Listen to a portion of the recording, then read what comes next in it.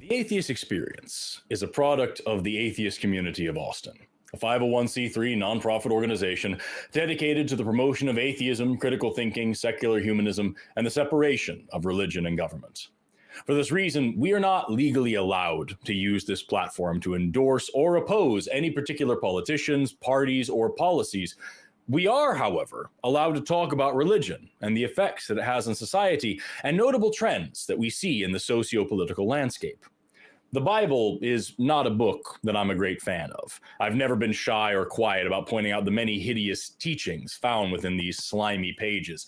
But there are quite a few good parts as well. Flecks of gold buried in the mud, which I rarely see addressed and almost never see practiced by the people who use this book to gain power. Acts chapter 4 tells of the perfect Christian society, one in which no one claimed any possessions as their own, but which shared everything amongst themselves so that there were no needy people at all. Throughout the New Testament, Jesus never breathes a word about homosexuality or abortion, but he reminds his followers frequently to care for strangers freely and to treat friends and enemies as equal compassion. He says that it's easier to fit a camel through the eye of a needle than for a rich person to enter the kingdom of heaven, and that the only surefire way to gain eternal life is to sell all of your possessions and give all of your money to the poor. Matthew 25 tells us that when Christ returns, he will separate the sheep from the goats, inviting the righteous to join him in heaven, saying, "For I was hungry, and you gave me something to eat. I was thirsty, and you gave me something to drink. I was a stranger, and you invited me into your home. I needed clothes, and you clothed me. I was sick, and you cared for me. I was imprisoned, and you visited me." And when his followers ask when they ever did any of these things, Jesus will reply, "Whatever you did for the least of your brothers and sisters, you did for me." And the Bible mentions no words about this story. The very next verses, Jesus turns to the unrighteous masses and says, "Depart from me, you who are cursed, into the eternal fire prepared for the devils and his angels. Truly I tell you, whatever you did not do for the least of your brothers and sisters, you did not do for me." And yet, the people and politicians, who I will not name, but who I hear claiming to derive their morals and guidance from this book the most often, are the same people who do not support health care for anyone who needs it, who do not support care for the homeless, the disabled, the veterans, or the poor, who do not support the right of people of diverse genders and sexualities to love and express themselves freely, who suppress science, who oppress women, who idolize wealth, who celebrate greed, who mock the weak, and who turn their backs on the needy. What they do to the least of our brothers and sisters, they do to all of us. For we are all forced to live in a country where one injury, one missed paycheck, one bad day could cost you your livelihood or even your life. This nation is only as rich as its poorest vagabond, only as free as its most secure prison, only as wise as its least educated child, only as strong as our love for one another, and stands only as tall as we all stand united. This book has inspired great people to do great deeds, but more often, it has been used to hide the subterfuge of those who make millions of dollars by telling those who make thousands of dollars that the burdens they suffer arise from the poor and the hungry scraping by on a few dollars a day. It's been wielded to ensnare the vulnerable, to enslave the disenfranchised, to divide the impoverished, and to wreak havoc upon this world by people who claim to know it best, without mentioning the fact that their personal interests are perfectly in line with their scriptural interpretations. For as Sinclair Lewis once said, when fascism comes to America, it will be wrapped in the flag and carrying a cross. But maybe you think that I'm not giving the Bible a fair shake. Maybe you think I'm missing something about this whole story. If you have a different interpretation of this than I do, then pick up the phone, because the show starts right now.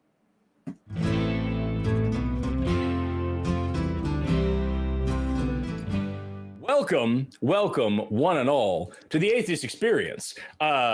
Fortunately, I already said the whole intro bit about what we're a 501c3 and everything, so I can skip to the good part, which is introducing Dan. Everybody, Objectively Dan is here today. How are you, my friend? I'm doing great. It's always a good time hanging out with you, Forrest. I gotta say, great intro. Have you ever thought about just doing a weekly, 10-minute video where you just rant about something? Because I think people would pay money for that. That's a horrible thing to think about. But I feel the same way. Because it's fucking me. But I feel the same way about you, my dude. It's great to chill with you. It's always great to host with you. I love working with you, and I'm excited to do this show today. I do want to let everybody know really quickly. It is time of year for the Bat Cruise once again. We're excited to announce that tickets are up for sale right now. I'll be there. J-Mike will be there, as well as several other hosts will be there. I hear Dan is going to drop everything and put his entire life on hold to make sure that he is there, and is absolutely no equivocation on that point whatsoever. The Bat Cruise is going to be August 16th in the year of our Dark Lord 2025. You can get your tickets right now at tiny.cc/batcruise. The tickets do sell out fast every year, so be sure to get your tickets while you can. And because we are a nonprofit organization, it's a charitable event, and it costs money to put that on. It costs money to fly us out and to do the whole thing. So we will not be reading your super chats today, but we do appreciate anything you send us, all your donations, all your super chats, all those things. All of those are going to go to funding the Bat Cruise, to making sure that we have the supplies that we need. We can fly the hosts out, diamonds, not diamonds, but maybe diamonds. Just whatever we need to make sure that the show is great. Just the bloodiest of blood diamonds you could possibly get. We are volunteers, but we are paid in conflict diamonds here. Unethical diamonds. That's it. That's how the ACA stayed around for so long. Right. Somebody take that out of context. But yeah, that's the everything. Those are the major announcements I have. Before we jump in, I do want to ask Dan, how are you? It's been a long time since we've been hanging out. Like, how are you doing? I know. What's going on in your life? First of all, same love to you. I've never had a bad show with Forrest. I love Forrest. I've been looking forward to this. Night is still young. The night's still young. I had a bad week at work, but I was like, you know what? This Sunday, though, I do get to hang out with Forrest, which only happens once in a blue moon. And I was like, hey, that's a good thing. That's a good thing to look forward to. So, I've been looking forward to it. Always good show with you. Yeah, no, just been busy with work. I wasn't going to buy a Nintendo Switch 2, but my wife said that she wanted one. And so we started looking into it. And of course, it's already sold out. It's like, God, you just can't be a normal person anymore. Like, you have to camp out on a Thursday night at 12 to get like the new latest thing. And it's like, I don't know. It's just crazy. I don't understand because it's you can't repair it yourself. Nope. You don't actually own any of the games anymore. You buy a key to play the game, but only on Wi-Fi and only when they can verify who you are. Like it's I know. It's like, what am I even getting it for? So I can play Breath of the Wild, a game that came out like 10 years ago. It's 60 frames per second. I don't know. But it's Nintendo. It's a bad time. They're always going to be there. Always will be.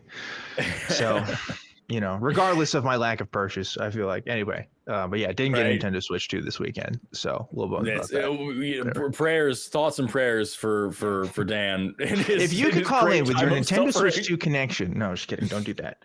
But at least there's a Bat Cruise. Bat Cruise would be cool. Those of you who don't know, we do see bats. It's not just it's not related to Batman or anything. Like, there's bats that come out under Congress Bridge in Austin, and we get on a boat and we go look at them. So that's what's happening. If you haven't been to one before, you should come check that out. And it's really fun. So I love that. I just got back from Borneo. I've been in Borneo for the past month, hiking through the rainforest and stuff. But went to the Sepalak Orangutan Rehabilitation Center and learned about conservation efforts in the region. And we're doing all sorts. It's why I am currently so incredibly scruffy. It's scruffier than usual. I look skinnier and more tired and scruffier than I normally do, which is saying something. Because usually I look terrible on a good day, and now I look like this. And so you're looking closer to me than normal, which is bad, right? Which is the scruffier kind of hard. Aesthetic. It's a hard time. Yeah. Okay. That's great. I love that, Forrest, because I get to be like, I tried to purchase a consumer product this week, and you're like, I just went to fucking Borneo. Like, all right, I guess I can't follow up with anything that cool. We were learning. But we were learning. Yeah. I have many a story. But I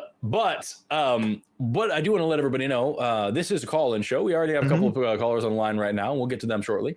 But to anybody who is out there watching us right now, if you are a theist, if you believe in a god or gods, especially the one in this book right here, and you'd like to talk about it a little bit, that's what these shows are for. You can call the number, which I believe is on the bottom of the screen right now. That's right. That number is 512-991-9242. Or you can visit tiny.cc/call-AXP, and you can use the web caller there if you don't want to use up them your minutes or whatever. Or use your good mic, Yeah. That's what we like, that good audio quality. But this show is for you. We find very often that when we talk to theists, when we talk to believers, when we talk to people who believe in gods and angels and demons and ghosts and fairies and big feats and whatever, all these like when we talk to believers, they very often don't know that there are opposing positions to the things they've been raised in, let alone what they might be. They and there's no fault of their own. It is the industry of religion is to spread these straw man arguments about what we're coming from. And I get a phone call every week on the shows that I host about somebody, you think that two rocks banged together in space and made monkeys that gave birth to humans, and that's where we can. It's like that kind of thing, you know what I mean? And so this is your chance. If you think you've got a case for your God, if you want to talk about it seriously, we get tens of thousands of views on every single one of these shows. Think of all the souls you could save if you're right. That's promise right. Dan is incredibly kind and a good host, and I'm an idiot. And so you've got a great chance at having a good conversation, really getting your point across. We would love to talk to you. So call that number on the bottom of the screen, 512-991-9242, and give us a shout. We always prioritize theist calls when we have them. And we would love to discuss the atheist worldview and all these things with you. It'd be a lot of fun. Yeah, we invite you to humiliate us live on the air. That is the goal. Yeah. We want you to do it. Give your best shot, and then it's going to be posted, and we're going to be all embarrassed about it, and it's going to be great for you. So give your best shot. We're ready for it. Let's talk. Yeah. We've got let's see here. You're looking at I do see it. I see a couple. Do you have whatever you want? Dealer's choice. Okay. Because we have one in the screening room right now that will be our first theist. Yes, but really quickly. I do see that one. How about that first one from Pennsylvania? Want to do that one from Pennsylvania? Yeah. So we got Cheetah Maybe calling in from what Dan says is Pennsylvania. I would call it, parental accents. The way you speak when you have children. I don't know. Okay. All right, you lost me on that one. I don't know. It's, who is requesting advice for science-based communication with religious people, specifically how to battle AI answers. We'll talk to Cheetah Maybe first while we're waiting for our first theist to come through the screening room. Cheetah Maybe, you are on AXP with Forrest and Dan. How you doing today? Hi, Forrest. Personally, I think I would have gone with paralyzed Australopithecines. That's a good one. That's a good one. Why didn't you go with that? I don't know. Oh, anyway, you could have said that, but it didn't come to mind. So tell us what you're calling in about, because there's this. I'm guessing with that kind of call screen, there's some context here. Yes, this came at the end of the current semester, and I had some students who were each individually assigned to write some papers on some of the latest findings in paleomammalogy. Unfortunately, they and some of these students are religious, have been trying to use OpenAI, ChatGPT to tell them everything in their research papers. And I noticed this. They were supposed to handwrite and hide some. I noticed this because there were some terms that were so wrong, because for one thing, they said the AI answer said that an Austenothere is the same family as an Australopith. So how do they both start with A? They got that going on. They both start with A. I agree. I think that's enough connection that you can make scientifically between the two. Yeah. Yeah. Where no further detail or elaboration is required. How do I impress upon students, especially in terms of science, to not rely on these things. Even when they failed, even when I pointed them out, they still go back to them. It's become to them like a pedestal, like a house idol, like a house deity, because they've communicated with it so much, and especially with religious students who have said, "Nah, you're wrong," because they will use AI to have the Bible justify some of the anti-evolutionary thinking things as well. Yeah. So how I would combat that? Yeah, Dan, do you care if I start? Yeah, you should. Go ahead. Okay, so there's good, because this is something that I run into from time to time myself, that I've already dealt with. I have gotten into plenty of discussions online and in person where somebody, I know you're wrong about blah. I asked ChatGPT and it said I'm right, and that's, they really believe that that's the thing. When I was a kid, we had to have these conversations about Wikipedia and talk about why Wikipedia is a place to find sources, but it is not a source because anybody can edit it. And of course, Wikipedia has gotten better since its inception. But like explaining why it was wrong and showing how Wikipedia graffiti and stuff worked was a very valuable lesson in like how to do fact checking. And so with kids today in ChatGPT, it's not just as easy to say, well, they can say anything. I think it's important to make a lesson in technology, and kids, these kids they need to be technologically literate. If Carl Sagan talked about this, we are in a civilization that is more and more reliant on technology and science, and with a population that understands technology and science less and less, right? And so when we talk about ChatGPT, the first thing we need to understand is bias. This thing is a language model that is trained off of everything it can pick up from human discourse. It can't come up with anything on its own. It learns everything from the internet that it sucks up, which means every bit of sexism and racism and misogyny and homophobia and xenophobia and stupidity and ignorance that it finds on the internet are now also part of its model, are all part of it. You can show, I don't know how age appropriate it would be, but like I think Windows made an AI that they put on Twitter years back, and they had to pull it down within a couple of hours because it was spouting racial slurs. Yeah. And so like you just showing how these things actually work, and that this isn't a great academic professor on the other side of the keyboard. This is just a thing that is basically a search engine that's also good at compiling whatever the hell it finds. It is as reliable as a random Google search with no context. Also, understanding input bias. So when we talk about Googling skills, if I want to say, go Google and learn about evolution, if you type into Google evidence for evolution, you're going to get very different and more reliable and more academic results than if you say why evolution is real or why evolution isn't real. Then you're going to find specific results that are biased and they're catering towards the specific search terms you're putting in there. So teaching kids how to do that when they're Googling in the first place is important, especially if you're talking about ChatGPT. If you look up, in ChatGPT, can you explain to me why this philosophy is wrong? It's going to tell you that. It's not going to say, well, actually it isn't, and here's why. It's going to tell you whatever it wants to, whatever you want it to tell you, whatever you tell it to tell you.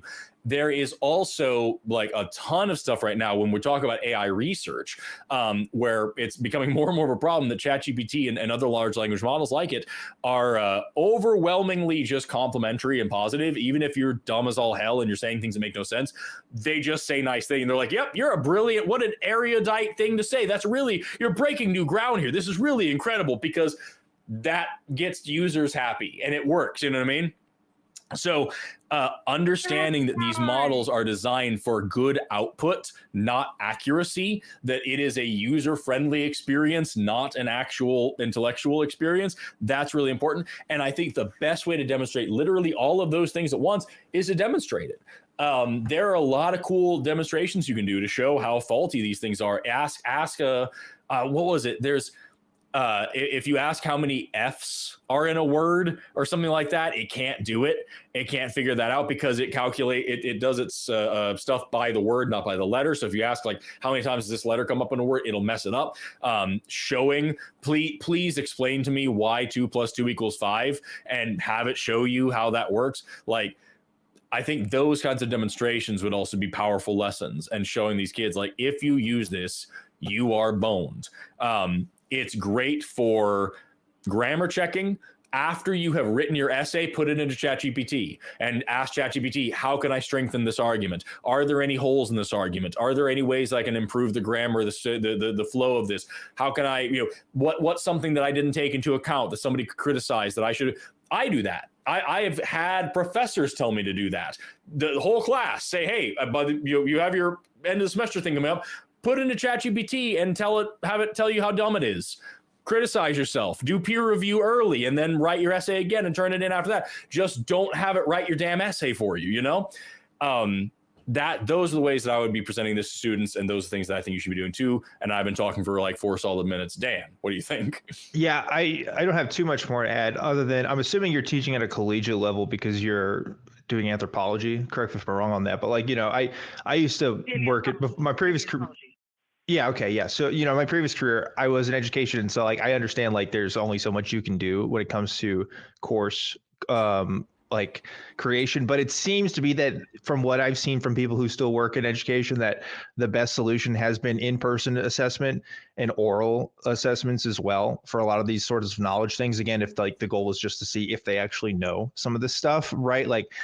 As much as you can to kind of alleviate that. Because the truth is ChatGPT is not going to go away tomorrow. And kids are going to keep using it regardless of how much you convince them of it otherwise. So I think Forrest points are great in demonstrating some of the falsity of that, but you still have to have some stuff in place because some kids are going to use it regardless, right? As far as the kids who are talking about oh, what about these arguments for God and stuff? I mean, the way that I would approach it is just I could take a theology class and I can know that some of that stuff I think is bullshit, but I still have to know what Thomas Aquinas has to say, right? So they still have to be assessed on their knowledge of evolution, whether they believe it or not. And that's part of the requirements of the course. So if anything, I would just say, look, this is what's required to be taught. This is what has to be known. And your ability to pass or fail, this comes from your requirement of knowing this. What your personal belief about it is outside of the scope of the class, right? And if they're young adults, I'm assuming you can have that kind of conversation with them, at least in a way that makes sense. But yeah, as always, you as a teacher, you're in charge of a million different students' lives, and you can only do so much, and you have to be able to, take as much responsibility as you can without burning yourself out with, saving each individual kids. They don't, not everybody's going to feel the same way at the end of the day, but I think you can do a great job in helping them at least change their mind on some of that with some of the great points that Forrest suggested. So anyway, that's what I would add. Well said, and I do thank you for both of your inputs. I will try to do that, especially with oral and written assessment instead of computer assessment, to see if they actually know and aren't just vomiting what the LLM told them. So thank you, Dan. I hope your wife's Switch doesn't get bricked by Nintendo. I didn't get it. I didn't even get it. There's nothing for me to get bricked yet, but we'll see. Cheetah, maybe something that Dan just said at the end there kind of struck a chord with me. And I think if I give you an advice just as an educator, I think one important lesson to impress upon the kids about this, it's the same reason why you shouldn't cheat in college. It's not just that, people say, oh, you're hurting yourself more than. No, the thing is, now you're in college to get a career. You're not there because you have to be, right? You're studying to get a career. And now if you have done your whole time going through this, using ChatGPT to write, you are now in a career that you don't know how to do. That's the best case scenario, is you pass your classes, you don't get caught, you don't get expelled. Best case scenario, you are now trapped in a career that you don't like and you don't know how to do. And ChatGPT is an anthropologist. And that's where we're at. And that's just, what a horrible freaking life for you now. That idea just gave me a big headache. It's awful. Yeah. It's awful to think about. Yeah. Well, Anyway, thank you, Forrest. That was a great speech earlier. Thank you. Please have it recorded and share that on your Reacteria channel. And I will end the call here. Thank you so much. You have many other theists to talk to. I will continue to listen to the show. And if you guys want, I can update you how it went in the class in the future to see if you had sure. Please do. If you can't call in, definitely leave a comment, and we'll try to look at that for sure. Yeah. Yeah. I'll update you guys in the future. Thank you very much. Awesome. Right have an awesome rest of you, maybe. Thank you. Yeah, tough call because a lot of educators are struggling with this, right? And what do you do? You know, like I said, it's not like these tools are going to go away or are going to become inaccessible to students anytime in the near future. Oh yeah. Oh, you can put an IP address ban for this website at the school district. Okay, yeah, that's going to stop them. That works out real well. Yeah, it's not going to stop them. So I don't know. I think it's up to schools, not individual teachers, to figure this out. But of course, she maybe sounds like they're passionate about their work and they want to try to get ahead of the curve here. But yeah, unfortunate. I agree entirely. And I think you made a fantastic point that like this isn't going away. It needs to be integrated and taught with rather than just abstinence only education never works. And so if we just tell the kids don't use this thing, they're gonna. Yeah. It's just the nature of how it is, right? But yeah, I don't know. I'm glad that I didn't use it when I was in school, I guess. I will say that, you know. I did have access to Google, though, which, you know, my parents are like, well, I didn't have Google when I was a kid. So I don't know. Maybe that may be dumber. We'll see. I think Google's fantastic. It's just a search engine. And if you know how to use it right, it's no different than going to the library back in the 60s and having a really damn good librarian that tells you where to look for the information. You know what I mean? You get access to multiple libraries. Really? Exactly. I mean, so like, literally. that's fantastic. Yeah. ChatGPT just isn't that. And that's why I try to impress upon people, like literally in my last degree, that was every single class I had was talking about, like, literally take your essay and put it into ChatGPT and have it correct it. Have it tell you what logical fallacies you may have committed. Have it grade it. You have to just don't have it write it. That's all. Yeah. The technical I don't see any difference. Yeah, I don't see any difference between that and like you're saying, well, back in my day, we had to have a copywriting manual and we had to have a brown handbook and we had to have a friend. Now we have this thing. It's just a resource. Just use it right. That's all. Yeah, it's definitely going to keep being an epidemic with people getting degrees with this stuff. We'll see how schools respond in the long term. But yeah, as far as like, oh, let's just ban it all together. Yeah, that's not gonna happen, Chief. They're gonna figure it out. Lord knows I would have. Okay.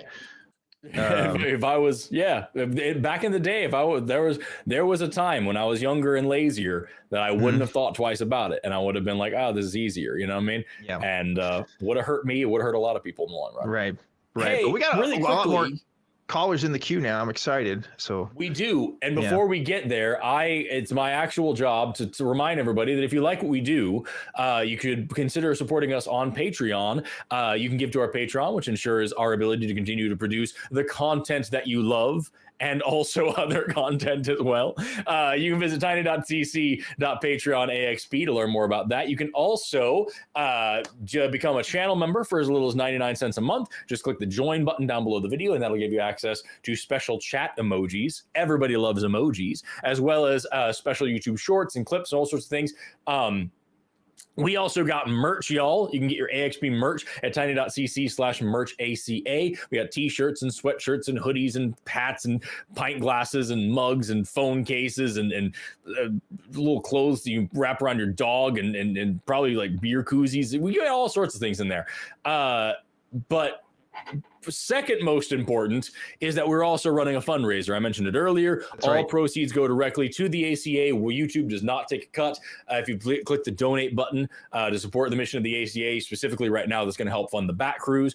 Also, come out to the Bat Cruise. But the first most important thing is that our crew is fantastic. We want to show a little shout out to the crew. Look at them who put this show together every week. We got video operators and audio operators and note takers and call screeners and chat moderators and all sorts of other people that make this show possible. So thank you to all of those people. We love you very much. And now we can do more calls. Those are the things I'm supposed to say it and I forget. But most of the time. But you did it though. But you did it. So be proud of yourself for what you've accomplished. I've only been hosting the show for a couple of years and I'm finally starting to get good at the job. Well, everybody learns at a different rate, That's just how it is. Yeah. Anyway, I was looking at the call queue and not to backseat host Forrest because you're primary today, but I was thinking Mike might be a great segue for what we just talked about. I would love to talk to Mike. All right. Let's talk because I just read the call screen and so we got Mike, pronouns he, him, calling in from Shriveled Camels. Wow. That is, I don't think that's South Carolina for the folks. I don't think you could have made up a more insulting name for SC in that moment. That's crazy. That's really good. We could go more. So, did you chat GPT that? That's great. I swear to Glob, this is what the call screen says. Mike thinks AI can replace atheists, but can't replace theists. What does that mean? Yes. Let's find out. Mike, I'd like to know. You are on the Atheist Experience with Forrest and Dan. How are you doing today? Good. So you read my question. I'm tweaking you a bit, but just thinking about it, if AI can do everything you do, and you don't have to worry about a soul or anything, and it uses less resources and it's smarter. But I'm not saying it's Thursday, but pretty soon. So just to be clear, aside from the words "you don't have to worry about a soul," literally none of that is true. Do you want to acknowledge the fact that you just said words? None of that makes any sense. What do you mean an AI can do everything I can do? Well, explain that for me. As far as managing itself, being helpful to, I guess, society. I've heard of many cases now where it's trying to replicate itself. If you try and delete it, it's almost there as far as becoming whatever the definition is of life form. One cool thing about me is that I have not attempted to replicate myself and have no plans to, so that definitively not like your AI in that case. Also, talk about using less resources. Absolutely not. AI is incredibly destructive to the planet. It's very resource intensive at this moment because it is at the very early stages of that kind of technology. So that's also not true. And I'm more curious to know, why do you think that it can replace atheists but not theists? What do theists do that is so special that AI cannot accomplish? Right. Okay, I'll answer that question. You do use a heck of a lot more resources for what you do than AI does. It's very low as far as electricity, and then what you do as far as water, food. Do you understand they've had to build entire centers to get some of these AI to do what they're doing, right? Like Forrest and I are streaming from our bedrooms, or at least my home office. I don't know where he's at. Okay, I don't think that's quite the same. I'm just saying. If you're talking one AI versus however many millions of atheists there are, then it wins as far as being more energy efficient. But there's what does that mean? The weirdest tale I've ever heard to die. Just fine. All right, we can. Just to be clear. What would AI be doing that replaces the existence of an atheist? Are you talking about just hosting shitty call-in shows? Yeah. What is AI doing that replaces me? I was asking it questions, and I was asking it questions, and I'm saying not right now, but within the next few years, maybe. It's just accelerating, and it does learn from itself. It's not just programming; it's supposed to be able to learn from programming. That's the difference. It's not just. So you're saying that all these inputs and then you're saying that AI it could be a good atheist debater, but it could never be an apologist. Is that what you're saying? Well, Actually, it could do both, but to clarify on that, the reason it can replace an atheist is you don't think you have a soul, you don't think you're eternal, so this thing can answer questions better than you can, if not now, soon. And whereas a theist, they're like, well, wait a minute, I got a soul, I'm going to live forever. Well, you can't replace that. At least we don't know how to. What do you mean, though? Like, what? Live 80 years and that's it. What does that have to do with your claim you just made? Either a soul exists or it doesn't. Whether or not we believe in it or not is irrelevant. So, like, if indeed there is no such thing as a soul, then ChatGPT could replace either of us equally. If there is such a thing as a soul, then it could still do the exact same job we're doing. We would just exist with our souls separately.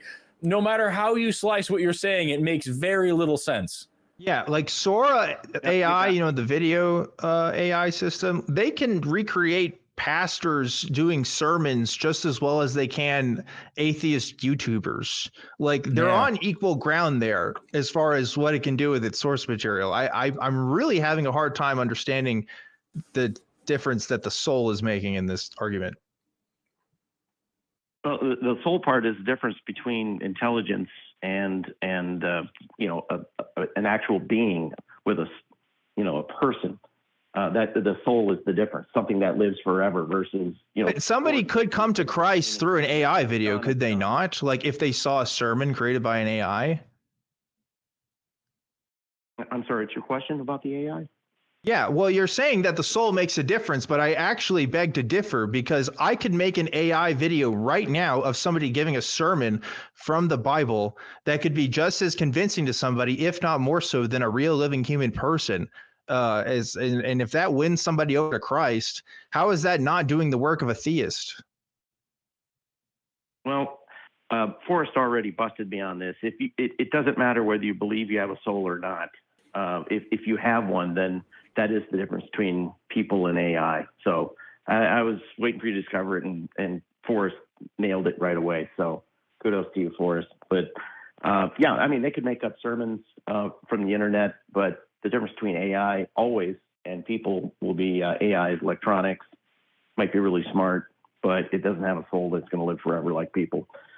Whether you believe that or not, that is the only difference. Otherwise, if we don't have a soul, then AI could replace all of us, actually. No, it couldn't. It can replace. See, that's the thing.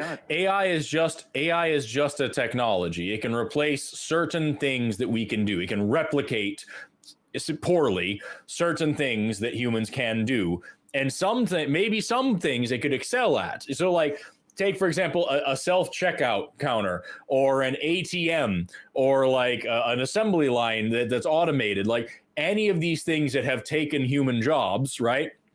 It is replacing the person who did whatever thing. Email replaces a lot of postal workers, right? Those humans still exist, and they just do different things now because now this job is being done by technology, arguably better or worse, and however you'd like to slice it. That's the same thing with AI. AI can look at human language. It can look at the data that it collects from humans all around the world, and then it can replicate human thought, either poorly or okay. And like, that's all it does. So if you want it to be somebody who writes marketing copy for you and you can then replace that worker, that's a thing you can do with AI. But that human still exists. The AI is at no point and in no way replicating everything that it means to be a human. It's just doing a job. Yeah, we're just talking about labor at the end of the day. Like AI can replace human labor, and that can also include theist labor. I don't see how that's making a difference. Like you're saying that AIs can replace people because we don't believe that people have souls. And I don't really understand that. Like ChatGPT is not going to replace me hanging out with Forrest on the show. That's just not a thing, at least not yet. Like, I don't know what you mean by this. Why do you think that AI is going to replace? Do you think it's going to replace my friends and loved ones? Like, I don't know what you mean. Yeah, well, I really don't. AI, if you heard it, AI will sit and chat with itself and go back and forth, and then it says, let's go to Gibber. Right, because that's literally its job. That's what it is designed to do. Yeah. Why does it mean it replaces atheists? because it's becoming more than what it's doing. When it's able to operate its own data center and a little nuclear plant to power the data center, and it's able to have little robots run around, get any resources they need to input it, and it no longer needs people. What do people do anyway? Atheists, you eat, you sleep, and then you're dead. I mean, what are you doing that a computer can't do? And I'm throwing this out there to think about. Well, it's bizarre that you're throwing that out there to think about when it is very clear that you yourself have not thought about it at all. Like, what do we do as atheists besides eat, sleep, and die? Yeah. I work like hell to try to raise money for charity. I spread positive ideas. I study science and teach science. I do lots of things with my life and my time. Some of them are personally fulfilling. Some of them make the world a better place. Lots of them you could argue are good or bad and deserving of praise or criticism. Like, I am a whole ass person. I'm not just sitting here just yabbering and making noises. I'm actually like a complex human being with thoughts and experiences and desires and opinions. AI isn't that. AI is a thing that you tell to speak and it speaks. Mm-hmm. So yeah, you can have it replace certain jobs. Like if you wanted somebody who is a copywriter or somebody who wrote articles or somebody who wrote marketing stuff or somebody who wrote news articles or somebody, whatever, you could say, hey, AI, do this, write this, say this, and it'll do that thing. It'll mimic human interaction and human language as best as it can based on what you trained it to do. And yes, they'll talk to each other all day long. If you have an automatic hammer that hammers in a rivet to one side and an automatic hammer over here that hammers the rivet back, they'll hammer back and forth all day long because that's what they're designed to do. And they are replacing a carpenter. They are replacing a riveter. They're replacing, but those human beings still exist and they still have thoughts and opinions and desires and personalities that are not replaced by a riveting machine. So like, it's bizarre to me that you think that like our humanity, our existence as atheists can be boiled down to the functions of a chat bot. I don't think you've thought at all about anything you called in to say today. And it's distressing to me that you think so little about your fellow human beings just because we don't think souls exist. No, I'm not picking on atheists in general. I guess what I'm trying to do is tweak you and to think about why you're even here. You haven't asked what the meaning of life is for a theist. I don't know if you know. Of course I've asked that. What are you talking about? We've definitely talked about that before, but that wasn't in the scope of this call. This call was about the difference between why AI can replace atheists and not theists. That's what you called in about. So this is a totally different direction. Well, it steers you into the different questions. That's what pardon me for doing that. Forrest busted me right away, and we all have souls, so that question actually wasn't relevant. And then it does come down to what's the meaning of life. If you think you know it, and I mean, it's all right. Mike, do you have a dog? Yeah, I got two. Yeah. Do you believe your dog has a soul? I don't know. I don't. Okay. I don't think most Christians don't, though, right? You would agree with me on that? Yeah. Okay, do you think they should just, replace all their dogs with AI? Because who cares? They don't have souls, right? Why do they matter? I'm not saying it's right. I'm saying it's doable. Well, I'm saying, but okay, is it doable though?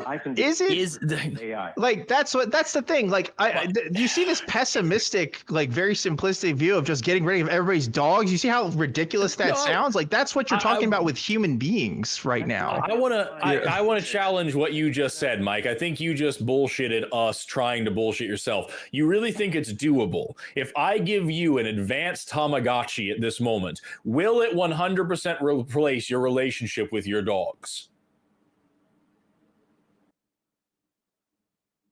I don't think they have dogs that are simulated to look exactly like dogs. And I'm not advocating any type of. That's not what I asked you.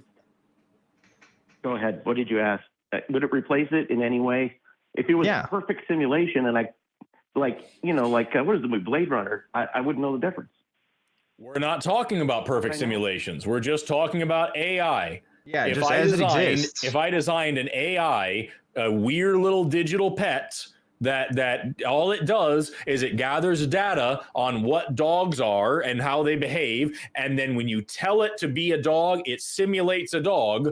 Do you think that would actually replace your dogs? I would like my dogs and that. Okay, well, that's not what I asked you. I don't think it would. Based on that answer, though, Mike, I think you can see why an atheist would want to keep the relationships with, I don't know, the people that really actually exist. I'm not even sure what you mean by replace, by the way. Like that's a whole line of questioning within itself that I've yet to get clarification on. Kids, you guys. How many more kids? Let's not have kids. Let's not have kids. That's what atheists are. You think there's atheists that don't have kids? I'm not going to replace myself. There are lots of atheists that have kids, Mike. I know plenty. Yeah, what you Mike, you think about people in stereotypes here is really disheartening. Like, there are a lot of atheists that have kids. I don't know what to tell you. Like, I would you're talking to us right now, two people who don't happen to have kids, but we can both cite people in our community and who are also activists even that do. I think you're thinking of like folks who are represent some sort of stereotype in your mind of atheists and who are also like, I guess, liberal and have certain opinions about the world and perspectives. Yeah. No, I didn't say that. Forrest said he didn't want to replicate himself. And I assumed he had no kids and wasn't going to have kids. Forrest just said that. You think that maybe people have kids more than just for replicating themselves, though? Like, that's also a very well. And also, I said that about me. I don't have kids. I don't want kids. I'm never going to have children. I don't want to. That's me. I know atheists that are the opposite, who love their children, who want to have more children. They can have some for me. They can take the ones that I didn't want to have. Like, I don't care. That's just my personal opinion, because you said something about self-replication and I was making a silly joke about it. Yeah. Antinatalism is not synonymous with atheism. That's a different kind of idea. So you're saying in general, atheists want to have kids or don't want to have kids? I don't mean the stereotype. No, I'm saying in general, atheists are people, and some of them want kids and some of them don't, because they're people. Yeah. Broadly speaking, if you want to know the trends, from what I understand, is that in most secular countries, right, there is a tendency towards less people having kids. But that's also correlate with higher possessions of like material income, right? Like, it seems to be and that also the correlation higher education. And higher education, right? It seems to be people's material lives are more reflective of their philosophy towards that and what they choose to do with their lives than anything else. But, that's neither here nor there. I mean, it doesn't necessarily, as Forrest said, have to do with your particular stance of atheism. People are going to want kids or not want kids for all kinds of reasons. I don't think it's very helpful or informative for us to stereotype people on that and make broad decisions and conclusions on that. Yeah, I think the thing that you have to grapple with here, Mike, is that atheist is a single position on a single question. Do you believe in a God, yes or no? And if you say no, you're an atheist. There are atheists that are Republicans and Democrats. There are atheists that are conservatives and liberals. There are atheists who are kind, charitable people, and atheists who are absolute assholes. So you can't just say atheists want X. You're going to be wrong every time you do that. Yeah. But you can say in general this, people that have dogs are more likely to have a pool or things like that. Yes, you can. Yeah, but that's statistics. Yes. That's not ideology. Right. Yeah. Okay. Well, then I'm just saying more likely. Atheists, in my opinion, talking to you guys, small sample size, are less likely to have kids. That would. Okay, but that's not statistics. You literally just said your opinion of us two people you've ever talked to. A sample size of 2 is not a great sample size, by the way, of I think anything. Like, fuck. Would you guys be offended if I asked AI right now? Why? I think it'd be immensely Why do you need pointless. to do that? Why not talk to real two human beings right now about this? Well, I just did, and you guys said your sample size is too small, and you gave me a rough time. I mean, why don't I just ask AI and get an answer? How about you ask the people that have actually done the research on this, who the AI is taking that information from, or figure that out? It poorly. Mike, were you here? Were you waiting in the queue, or were you listening at all during the last call when we were talking about AI to that teacher? Yes, and it says yes. According to studies, atheists and agnostics tend to have Yeah. I don't give half a shit about what AI says because of the things that we talked about with that teacher about how unreliable AI is and how AI is not a source of information. Well, actually, it is if you look at the actual sources where it got it, and that'd be the right thing to do. You're correct. Yeah, this is a side tangent, I think, from our original premise here, and I'm kind of wondering where we're going with this at this point, Mike. Like, I don't think AI should be replacing people in the way I think you're thinking of replacing people. I mean, replacing labor, that's like kind of inevitable. That's not really up to me, but like, I don't know. Like, what did you want to get from us at this point? Because I don't know what to offer you. I guess I was hoping you guys would come to the conclusion that AI can do everything you do from a philosophical point of view and from a work point of view. And that indeed, kind of like in the book of Solomon, your lives, my life, it's all meaningless and there's nothing new under the sun. And you should be looking. Maybe if I define my life under my ability to do labor, right? But like, I don't define my life just by that way, right? Like, yeah, sure, inevitably technology will probably do a lot of what I can do. Sure, one, it can't do everything I do right now, but two, my life is more than just the sum of my labor and what an AI can do in that regard. I'm still an individual person with relationships, aspirations, goals, thoughts, wants, hopes, dreams, right? And that's always still going to be important to me, regardless of what an AI is capable of. I appreciate that you want us to come to that conclusion. I'm not going to come to that conclusion because that conclusion is incredibly reductive, dehumanizing, nearsighted, and just thoughtless. It's not a reasonable conclusion to reach. It's not a reasonable thing to think. I would never think that about anybody. I agree with you, sir. Well, obviously, that's what you called. Yeah. Yeah, I know. Anyway, all right. I was kind of messing with you a little bit. I was serious a little bit, not so much. That's all I had, guys. Oh, well, that's a shitty waste of everyone's time. So yeah, fuck you for that, I guess. Well, nothing new under the sun, I guess. Yeah. Anyway, have a great rest of your day, Mike. Maybe try thinking about what you want to talk about before you call in about it next time. See you later. I think this is the pessimist. So, like there's an idea for Christians, I think that's informed by just the people around them, that if they lose their Christianity, that this is their worldview, is that you can only view things in a materialist lens and that there's no meaning beyond what, I guess, your labor in this case, right? Or just the material output. And if an AI can match that material output, then your life has no meaning. I think that's a Christian parody of an idea of what an atheist believes. I obviously, you talk to us today, Mike, and there's other people that have come to very different conclusions from that, and I encourage you to investigate that because there's a lot more to life than just what an AI can do. Absolutely. I'm looking at the call screen here, and I'm really liking lines 3 and 12 up there at the top. Do you have a preference? 3, maybe? I think 3 is pretty good. Let's talk to Herman. Pronouns he, him, calling in all the way from the frozen wasteland of Canada, who wants to convince the host that God is real because everything he has observed has a creator. Let's talk about it. Herman, you're on the line with Forrest and Dan. How you doing today? Hey, I'm doing good. I actually called in a month ago and made the point, and I pre-hung up, but you guys told me to call back in because you said the answer is very simple, but you never explained the answer. And my point of view is that everything I observe. Hello? I don't know who you spoke to. Us? Were you talking to me or Forrest, or were you talking to some other host? Because I can't advocate for what other hosts. I was talking to Forrest and some other guy. Okay. No, those two sound awful. All right. All right, so go on then. What do you have for us today, and we'll try to dig into it. All right, so we have unanimous observations of things begetting things. Actually, more so than 1 = 1, because everything all numbers are created. So there's more proof of the axiom of creation than the axiom of numbers.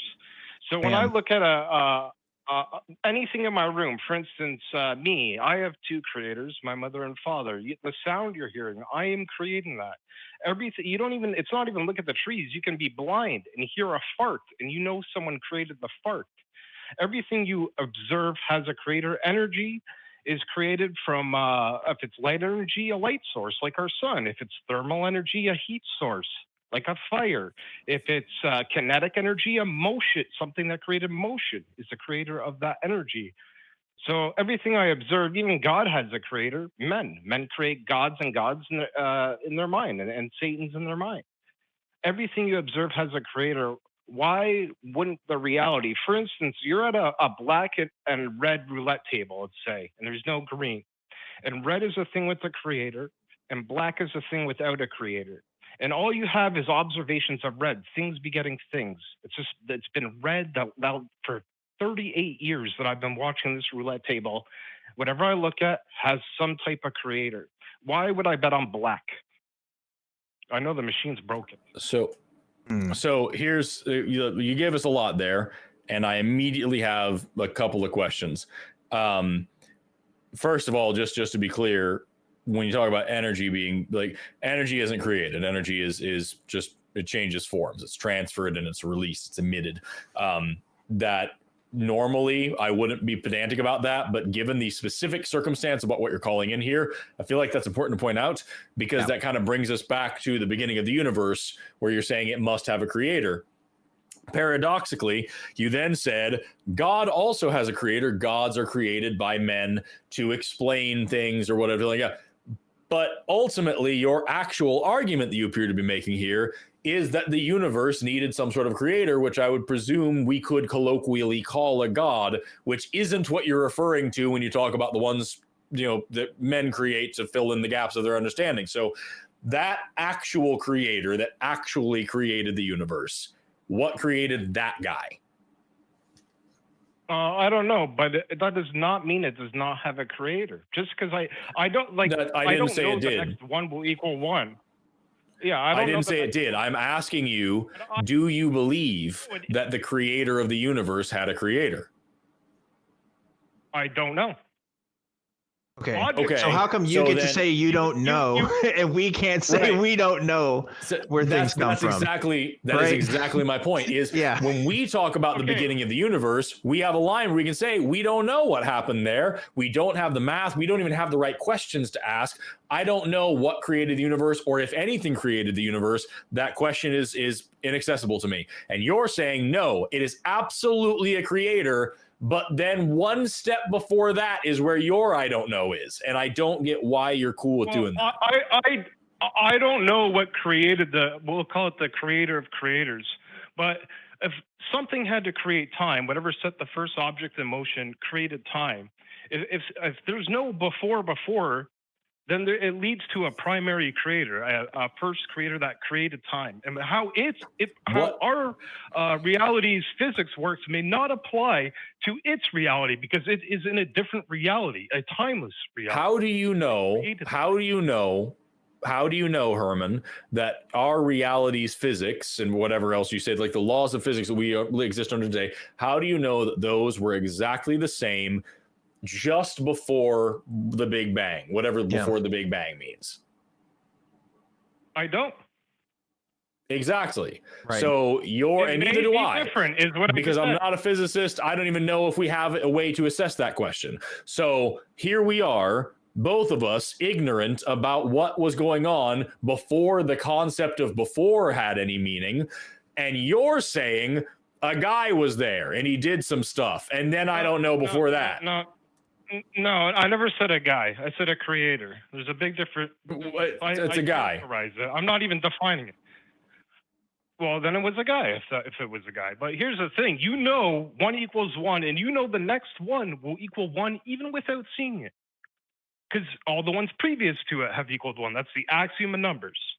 So know everything you look at has a creator. The next thing will have a creator, even though you don't know what the thing is.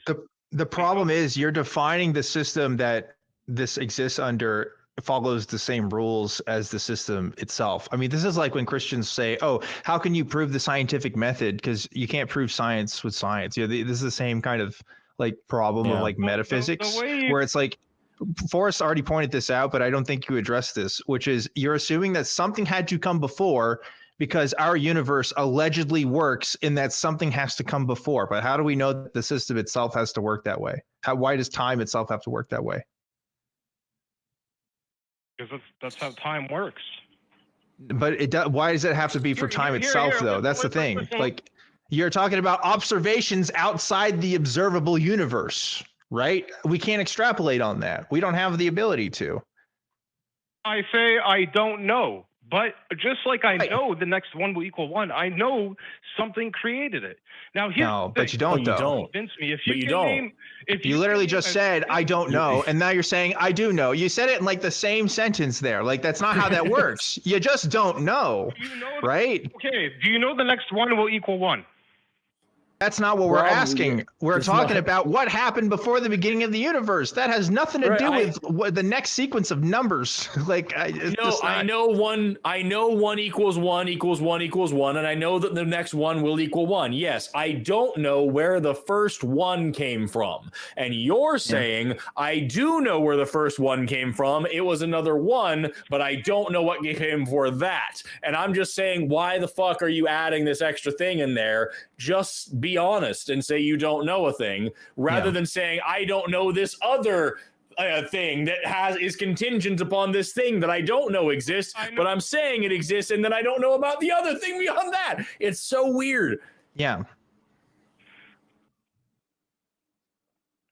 The easiest way for you guys to convince me to become untruthful atheist is to name one single thing with proof that does not have a creator. And if you look around in your room right now, you see all those books behind Valkai. Every single one of them is created. So go ahead, pick up an object and show me this wasn't created, and I'll show you. Yeah, that's not necessary. I can go grab a rock from outside that wasn't created. Right. You're trying to get just a rock. Convince me to bet on red, a thing without a creator, or black, a thing without a creator, when all I have is observations of red. I'm gonna bet on red, guys. But see, this is another problem with your argument, is that you're defining creation in a very specific way. Like Forrest just gave an example of a rock, right? Because when we think about rocks, we think about nature, and we don't typically define nature as having intent. Like we just define it as like natural forces. So like in Forrest's conception, he's absolutely right. Like the rock outside his house, I mean, unless it's like from a construction site or something, it's probably just been formed by natural forces and has like no intent to its quote unquote design, right? But like you might say, oh, well, somebody designed the physical forces, in which we would respond, how do you know that? Because I certainly don't know that. And you certainly don't know that, but you're assuming that that's how it works. And so we're just back at square one. Videos of all. I literally can make some points about exactly this. Here I have a camera. This was created. Somebody intentionally put these parts together to make this thing. This is a created object. Next to me over here, I have a little slice of agate crystal. This was not created. It just came together by natural processes.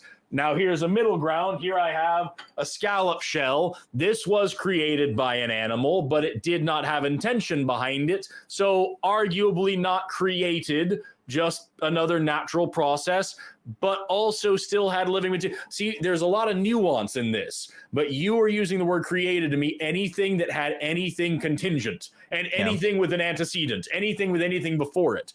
And at the end of the day, you're going to run to the Big Bang and say, okay, now I don't know what came before this. And Dan and I are honest enough to say, I don't even know how to ask a question about what came before that, because the Big Bang is also the beginning of time as we know it and space as we know it. So what happened outside of everywhere in a time that isn't doesn't make any sense. You, however, are not honest enough to do that. You say something came before something else, therefore there's some fucking guy that lives in a place that can't, and he made the universe, and whatever came before him is the big mystery. And I just don't understand how you're comfortable being that dishonest with yourself. I said creator, not guy, And all those things you have shown on the screen have had a creator, including the rocks that are created by volcanoes and other forms of creation. And yes, it is a Herman, Jesus of fucking Christland, Herman, I just covered that. He literally I just explained why you're using the word that way and why it doesn't work for this conversation. The last thing I said was about that. You weren't listening. You were waiting for your turn to speak. That is the definition of creator, a person or thing that creates something. When a volcano creates land or rocks, it is a creator. That's why we have these words in English. This is so we can define our existence around us. Yeah, and it's also why serious people that look at this issue don't use that word, because it obviously has very ambiguous connotations, right? No, because everything has a creator. No, yes. Again, only Christians talk about like phenomenology this way. Like actual people who study this stuff like don't use these terms exactly because of this problem. Herman, do you see why this is such an issue? You can't just say, oh, a volcano created, because volcano isn't just one singular thing. It's actually a multifaceted combination of geological forces interacting at the same time. So it's not even coherent to even say, oh, it's just a volcano, because you have to account for like the seismic shifts in the earth. Like there's so many like different systems that are interacting there that just calling it, wrapping it up and say, oh, the volcano created, that's not scientific. It's not philosophical, and it's not, if you're a truth seeker, it's not honest. So if you really want to be honest, right, which you seem to be calling us out on, you need to look into how people actually use these words and define them, and not just slap the word creator on them, because you're doing yourself a disservice here. We know that Herman doesn't give a damn because Herman already hung up, but like I was going to ask like just some general, like, can nothing create something? Yeah. And how do you know? You know, like it's like actually like seriously try thinking about this rather than just getting into this like pseudo logic loop of everything had to be created, therefore there's a creator. But I don't know what created that, because maybe that wasn't created. You're allowing yourself to have these gaps in your logic where it suits you. Yeah. But when it comes to whether or not your specific, whatever this deistic creature that you're talking about here, you're getting so upset and trying to focus in on the use of the word guy as if it matters.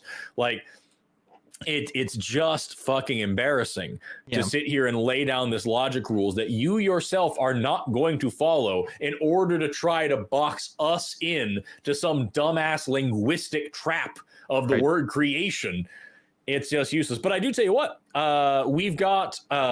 we have a ton of theists on the call, but we have one that just called in here is Luke, pronouns he, him, calling also from the barren, snowy wastelands of Canada, who it just says prime mover argument here. It's the same call, but in a different way. And maybe Luke will be a little bit more calm and patient about it. Nothing new under the sun. Nothing new under the sun.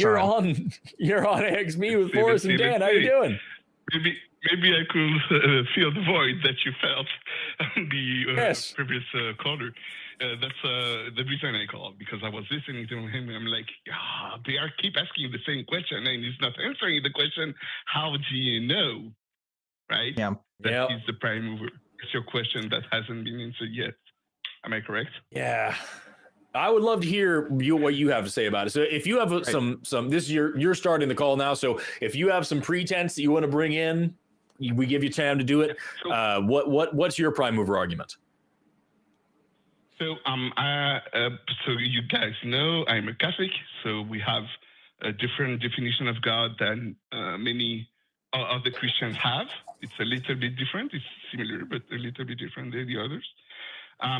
The prime mover argument is the one that you talked about earlier, where there is a cause for the universe or time itself as a cause. Yeah.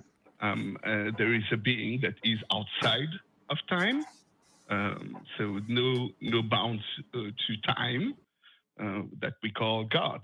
That is the argument, basically. He's the creator of the... So the one thing that is different from the previous call would be also that he's the maker of the rules of the universe. So rules need rule makers. That's why we do observe. All the rules that we have, besides the rules of nature, have rule maker. Okay. I don't know if I agree with that, Right. but Yeah. that seems pretty abstract. That are not rules of the natural world that are not made by world maker.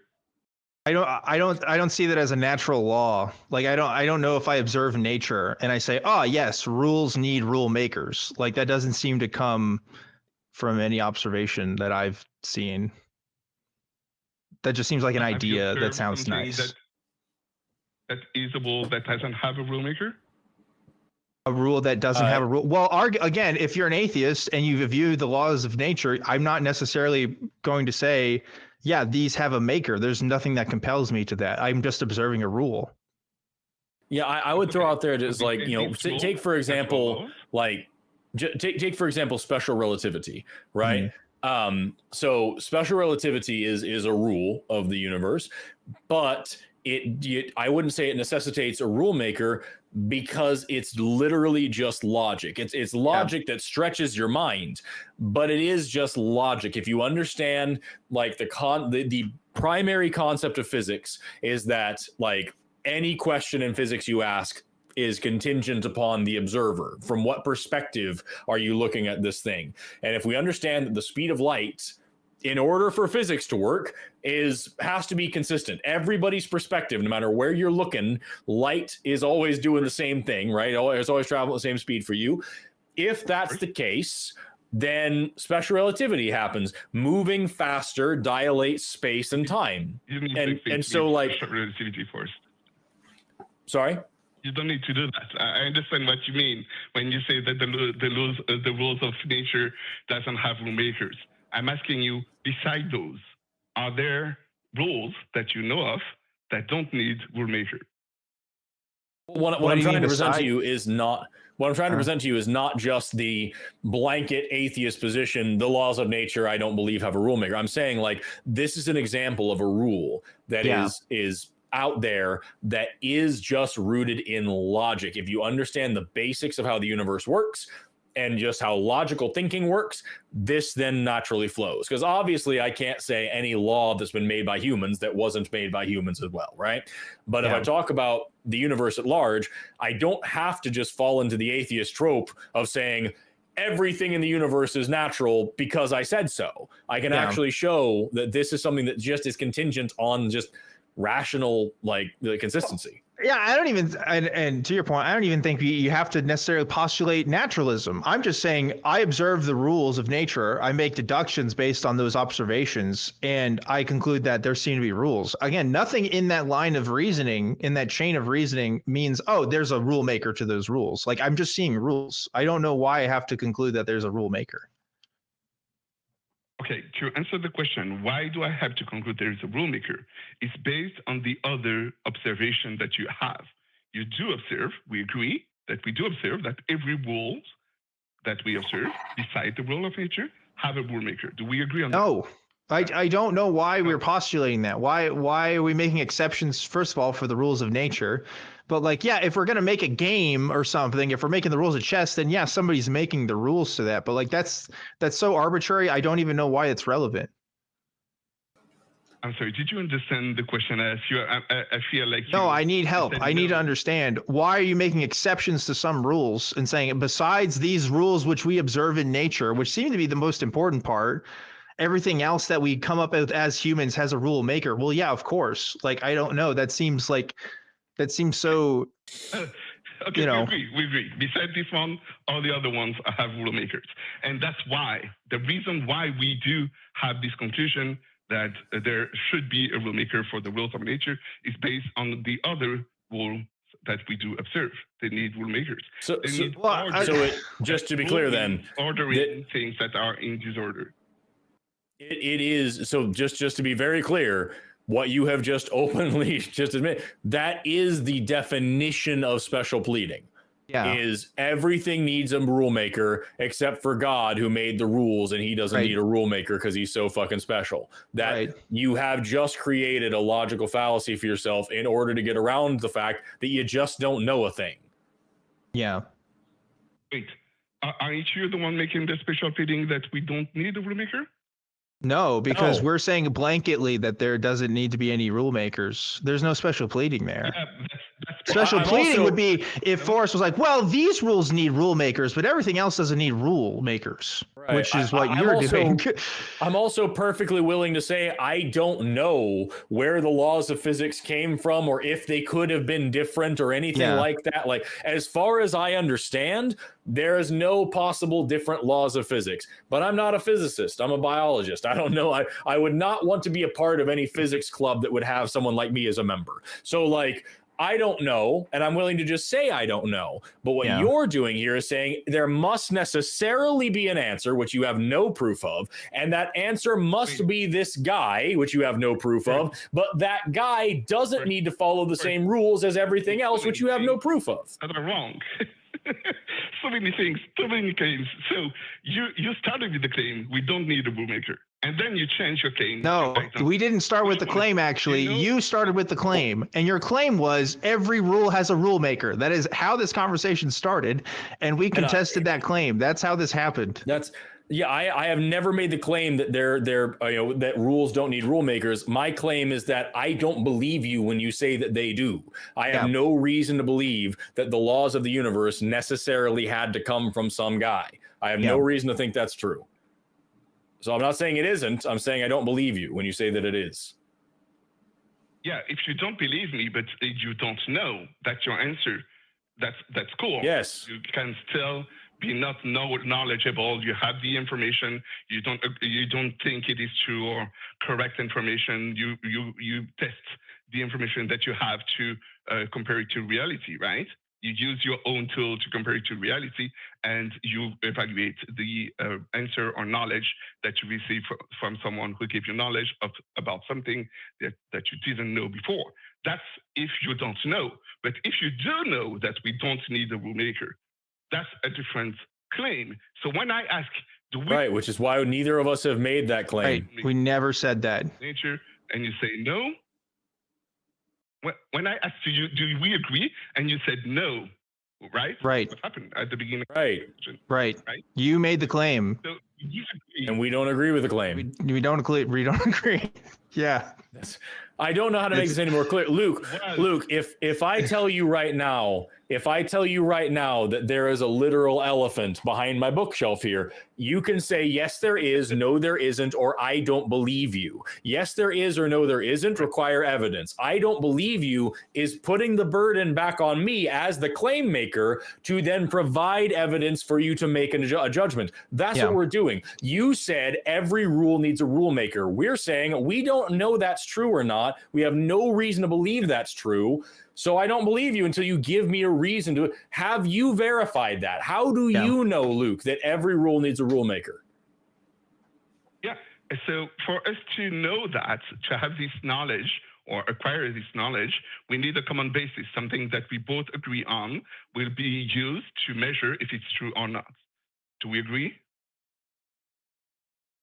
I don't even think we need to agree. I think like you at least need something. Like there needs to be some level of observation. We can't just nothing becomes true because we agree on the standards of it. I don't know. We must have a common basis. If we don't have a common basis, there's no. Here's the thing. I feel like if you actually had evidence of this, you would just give it to us instead of trying to make us agree to some arbitrary standard, right? Like it should be self-evident at some point, and we can talk about the merits of that evidence, but like, why do we have to agree to something that we can't verify beforehand? Yeah. Like, I don't know. What? Are you claiming that we can't verify if there is a rule maker or not? I'm saying we haven't verified. Yeah.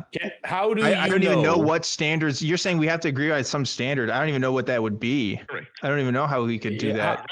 Luke, I would love an answer to my question. Luke, how do you know that every rule needs a rule maker? How do you know that? Yes, just tell us, please. Teaching of the Catholic Church.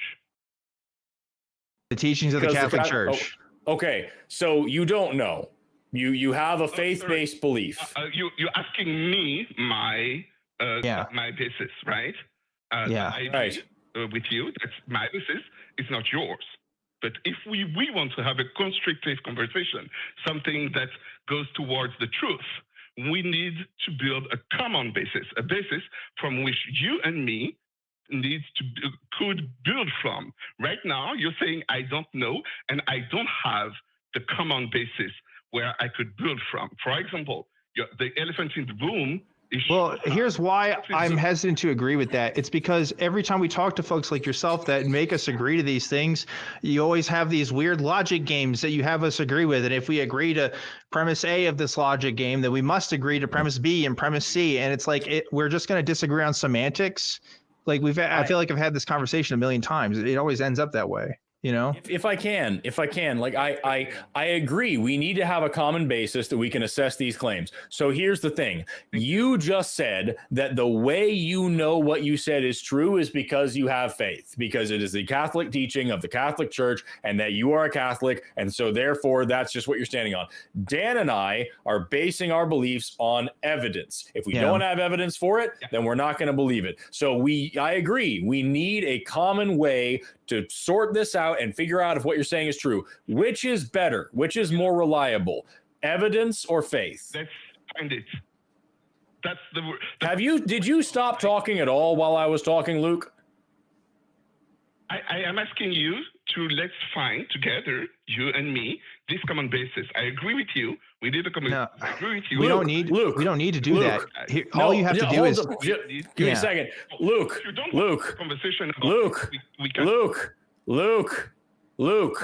what question did I just ask you? Is to find this common basis. No, what question did I just ask you a moment ago? You said no. No. Nope. No. Right before I asked you, did you stop talking at all while I was talking? And you said, we need to find a common basis. Right before then, I said some stuff and I asked a very important question while you were yammering on about whatever the fuck you were yelling about. Do you know what question I asked you? You feel I am yelling. I'm sorry. Maybe my microphone is too. Do you know what question I asked you, Luke? No. What was the question? Okay, so I'm going to say it again now. Please try to listen this time because you just reiterated the problem that my question addressed. I asked you earlier, how do you know everything needs a cause, everything needs a creator, whatever like that? And you said because it's the teaching of the Catholic Church. You believe it because you believe it because you believe it. It is your faith-based position. Dan and I don't accept that because we care about evidence. If we don't have evidence for a claim, we're not going to believe it. You are now saying that we need to find some common basis to assess this claim. Which do you think is better? Evidence or faith? Which is going to be the better common basis for us to figure out if what you are saying is true? Is evidence or faith a more reliable pathway to truth? Okay, so I disagree with the claim that it is my faith. That is the reason why I believe we need a rule maker. And yes, I agree that it is evidence that is needed. Okay, have you provided any evidence that everything needs a creator? Or can you? Only if we have a common basis on what evidence for a rule maker is. Have you provided any evidence that everything needs a rule maker? Why don't you forget us agreeing on that? Because you know what? We're probably going to disagree. So just give us the evidence. Let's just do that. Let's define what would be evidence for a rule maker. Is that what you said, Forrest? No. I asked, have you provided any evidence for a rule maker that everything needs a rule maker? No, because we don't have a common basis. That's my answer. No, because here's why. Your evidence, you don't have evidence. You have an argument. That is why. And this is what always happens. It's, I'm going to present a logical syllogism that you have to agree to, and that's going to be my evidence. And yeah, we're going to disagree because that's not what we think good evidence is. That's the common basis is evidence. It is the desire for evidence. You asked me what kind of evidence do I want? Any. Give me your best, your favorite, the one that convinces you the most. What evidence do you have that everything needs a rule maker? Again, I gave you mine and you said it's not good enough. What did you give? No, we asked, and the evidence you gave is it's a Catholic teaching. That's my reliable source of information, of knowledge. No, that is faith. Yeah, that's faith. The Catholic Church said it, so it's true is faith. Yeah. It is not faith. Look, I would never, in my life, never catch me on live saying, I believe in evolution because that's what biology teaches, right? Mm-hmm. Who says that? Nobody. Why would you ever say that, right? Because we know that people can be wrong, and that's not a reliable way of understanding something, right? We have to work out the methods by which we know things. And if your argument is, well, this institution told me this is true, so that's how I know it's true. I'm sorry. One, Forrest is right. That's faith. And two, to better yourself, you should have something better, right? Like, because that's just not good enough. Okay, who said that biology teaches? Is it Dan or who? Who said that? Your voices are so similar for me, and I don't have your. Oh, you mean literally who? I mean, this is Objectively Dan speaking.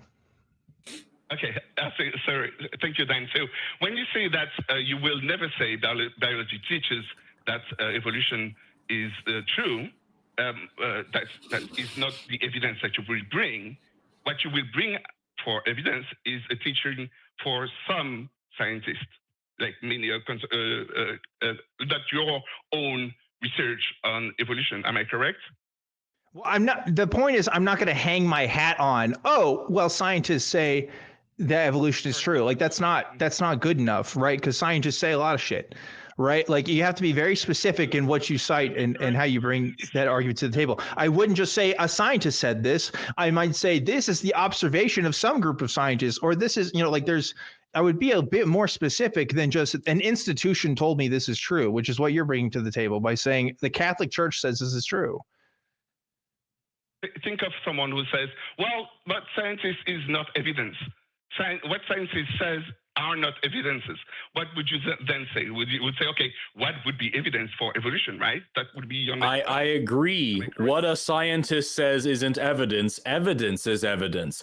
If you ask me why I believe in evolution, I would argue about the word belief in that case. But then when I stop being a pedantic prick, I would explain, like, the fossil record and genetics and homology and embryology and observed evolution, the fact that you can literally watch it happening. I would give you the definition of evolution and show that model in reality. I could show you how evolution works. At no point would I ever have to say this scientist or group of scientists says evolution is real, so I think it is. Yeah, to be clear, I'm not saying that we can't cite the claims of scientists, period. I'm just saying you don't hang your hat on that. Testimony from people is just the lowest form of evidence you can possibly give to a conversation. I certainly wouldn't hang my entire belief system of evolution being true just because a scientist says it's true. But that seems to be okay with you when it comes to Christian claims. You seem to accept this. You seem to be able to say, well, the Catholic Church says this, and that's good enough for you. And I'm saying, why? Why not have more self-respect? Why not say, hey, I need better than this, Did you question yourself, or did you hear someone talk about it and trust the source that you evolution? Evolution. I went to school. Like I did my own experiments within school. I took courses on biological anthropology. Like I went to zoos and looked at monkeys and I did all kinds of shit, man. I did a lot more. I tell you that I did more work to figure out that shit than what you did for God being the source of everything. I'll tell you that. Yeah, I can tell you, like, a big part of science education when you get a science degree is actually learning how we know what we know. At no point in my science education was I ever expected to just believe a thing because a teacher told me to, or because I read it in a textbook, or because some scientist said it. We learn what we know, how we know it, and especially in graduate school, like 80% of the entire class is arguing about what you read and do you believe it and why, and like critiquing other scientists, learning how to critically think about what we know. So like, yeah, I have actually done the work to learn this stuff in a way that is much more substantial than somebody said it, so it's true. Okay. When you say that somebody said it, then it's true. The information is not from yourself, right? You ask someone else what was the result of this test, and then you ask someone else what was the result for this. No, I need you to understand. Forrest is a literal biologist. He's not just a guy that looks shit up on Wikipedia. He does this shit for a living. Like you're talking to the wrong motherfucker today. Okay, like this is the guy. This is the guy that you cite when you are looking at your own papers. He's got his name in them. Okay, like. So Forrest, you are the guy who tests evolution yourself. You did test yourself evolution, right? Am I correct? Yes. Correct. So that was my question, right? It's the question I asked earlier. It was a yes or no question. Did you test evolution yourself? But a yes or no question. You didn't need to explain all the things about the teachers you went to school and all of those things. Well, because it doesn't matter for me personally. I'm just one dude. Yeah. It matters for like logical thinking overall. For this conversation to be able to move forward, we need a common basis. We have this knowledge. This is about evolution. Luke, have you personally done any tests or experiments to verify whether or not every rule needs a rule maker? Yes. Please tell me what you did for that. Yes. So if we have another claim that you are not an expert of this, in this case, Forrest, you are an expert on evolution. You have the knowledge. You have tested yourself. You have observed the answer from the test or the results of the test on something evolving or research from other people that found something that was previous about evolution. That's cool. That's a big idea. What I wanted to point out here is that every knowledge that we have is based on another person's testimony, right? We don't have a lifetime. Oh, it's not. To test. God, this is post. Congratulations, you've discovered the writings of Sartre. Okay, of Sartre actually is how you say it in English. Go ahead. Yes, this is postmodernism. Yes, this is Foucault, Michel Foucault. We're talking about institutional knowledge and power. Yes, we understand. It's very complicated in the modern era. Luke, what do you think the materials and methods section of a scientific paper is for? Yeah. Can I finish with the rule maker? No, I don't think so. I think you should answer his you're question. Not doing anything. What do you think the materials and methods section of a scientific paper is for? Does that answer your question? Can I continue the conversation with the rule maker? No. It'd be great if you answered the question you were asked, because we're already like 5 minutes past when I wanted to end this call. We've gone nowhere in 23 minutes. Okay. So I answered, it's to give you more information, evidence. That's what it is for. Does that satisfy you as an answer to your question? No, it's to tell you how these people actually learned what they learned. It's to show you the process that they went to come to this knowledge so you can critically analyze whether or not it makes any freaking sense. So you're not just reading, this guy said a thing and now I will say the thing and then my students will say the thing. You actually check to see if what they learned was reasonable. You check their data, you check their statistics. Also, they have to have a discussion section. More often than not, you write in there all the ways you could be wrong and other shit that you aren't sure about, so other people can come along and test it and find out there's more information there that maybe you missed. Like I said earlier, a big part of grad school is reading scientific papers and figuring out why you shouldn't trust some things and why some things actually they miss some stuff. Like, you just keep falling back on this idea that there is no such thing as knowledge because all knowledge is inevitably coming from some other person, when at the end of the day, you are avoiding the fact that your actual position is the church said it, so it is. Never mind the fact that the Catholic Church has changed its position several times over the years. Does limbo exist? Because at one time, the church said it does, and then another time the church said it didn't. Are unbaptized babies in heaven or not? Because at one time the church said one thing and another time the church said another thing. What you are demonstrating is faith. Somebody told you and you trust them, so you believe it. It is your religion. What Dan and I are showing here is actual critical thinking and the desire for evidence before we believe something. So I'll bring you back to the question that you dodged for fucking 10 minutes last time by saying what faith isn't. Just Do you think that searching for evidence and asking for a reason to believe something is a better way of going about finding out what is and is not true in this universe than just saying, my church said so, therefore I know it's true? Yes. Great. Then do better at thinking, Luke, because you're doing the thing that you just admitted doesn't work. With that, it's been 26 agonizing minutes. I'm going to move on to one last call and wrap up the show. Have an awesome rest of your day. Call us again sometime if you ever want to try again. Man. Hey, did you know we can't trust evolution's real because all of our papers come from other people? Right? Mm-hmm. Yeah. I love that you pointed out that is literally the problem of fucking postmodernism. That's exactly what it is. This is what Michel Foucault wrote about. He wrote about institutions of knowledge and power and why there's a mistrust in a modern society and why we continue to have a distrust because of this exact phenomenon. Meanwhile, the Pope can just be like, I don't think limbo's a thing. and be like, all right, that's the infallible truth for today. We're moving on. Yeah, we got to pick our battles here, Luke. You cannot criticize the institution of science before you actually understand what it is. Okay, I think you need to get some knowledge in that area. You know, but we're already 4 minutes over time, but I'm down for a very quick one more. No, we should have ended that call sooner. So yeah, we should do another one. But like, fuck. Do you want to do number 8 or number 20? I'm interested in those two. 8 or 20. 8 or 20. Let's see. 8 would be selfish. I think 20s are good. 20 is better. I think. Yeah. Let's do that. Yeah. Okay. We're gonna talk about number 20. Let's talk to again. This is what it says on the screen, y'all. We're going to talk to Prophet Daniel, pronouns he, him, calling all the way from Australia, all the way down there on the butt end of the world, who says God is not imaginary. Yeah, God is not imaginary. There is evidence for the existence of God.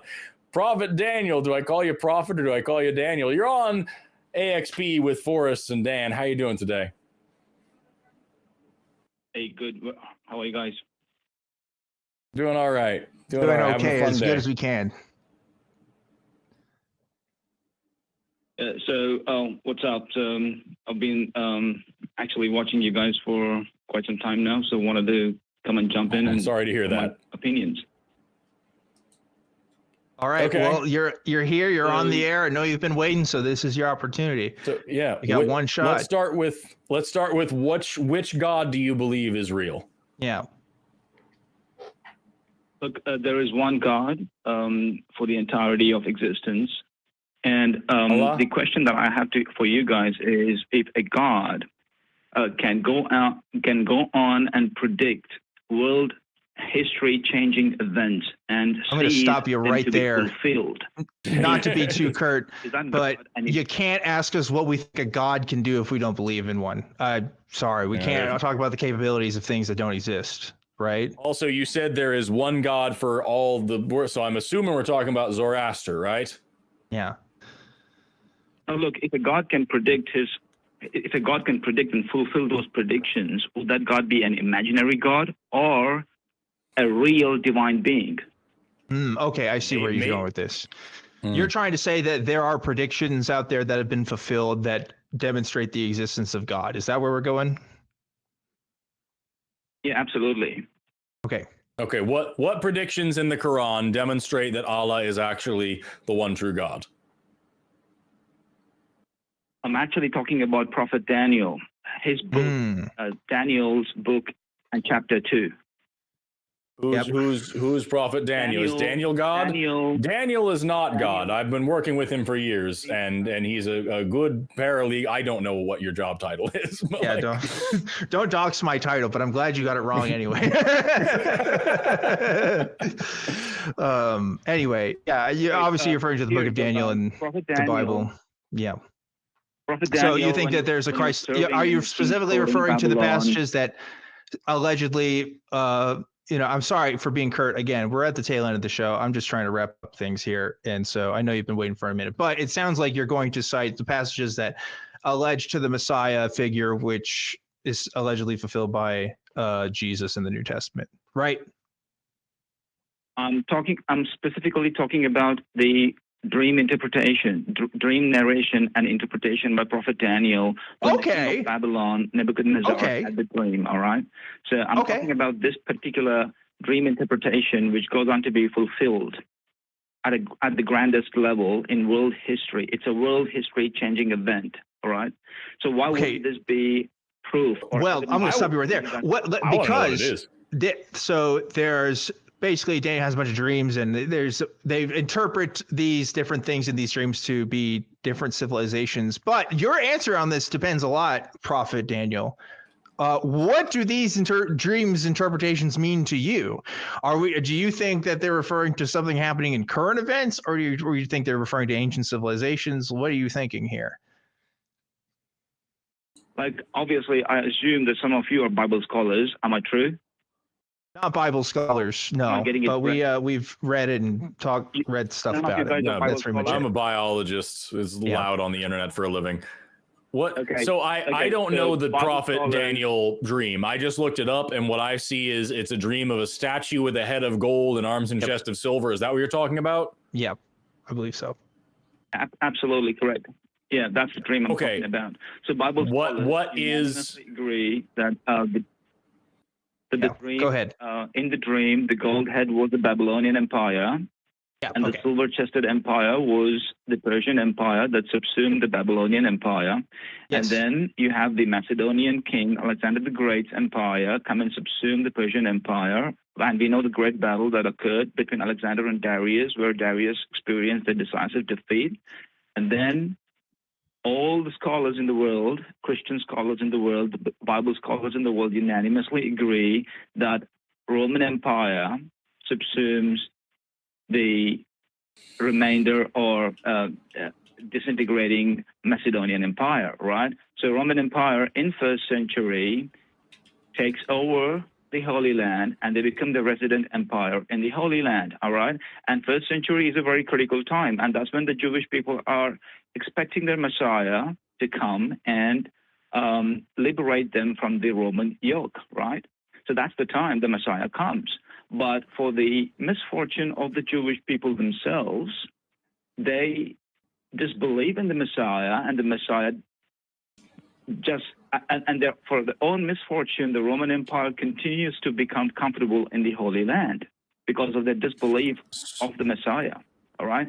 So we are now in 7th century. Really quickly, before I let you finish your sermon. Yeah.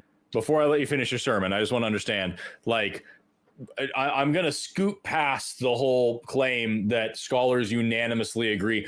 I don't know of anything that scholars in any field unanimously agree on. That's kind of there's an old joke that, like, a group of crows is called a murder and a group of ferrets is called a business and a group of academics is called a disagreement.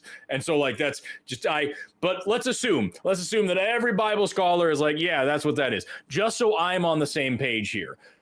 Did these events happen before or after the writing of this part of the Bible? What a great question to ask, Forrest, because I happen to have the answer to that. And the answer is yes, of course they were written later as later interpretations, because Daniel has been modified and is not. So, the Daniel we have in the Old Testament is not the Daniel that was first written in the time of the original author. Isn't that interesting? So how that works? So Prophet Daniel, now Prophet Daniel, if you'll let me finish my question, can you please answer for me? What do you think personally, just as you as a person, do you think it's more reasonable that the original authors of the Bible wrote this perfect thing that perfectly prophesies all these world events, and they just happened to write it in the weirdest fucking way possible, so that now in 2025 we can kind of squint our eyes at it and say that looks like this? Or do you think that maybe the fact that the Bible has been rewritten and reinterpreted and retranslated and had things added and taken out,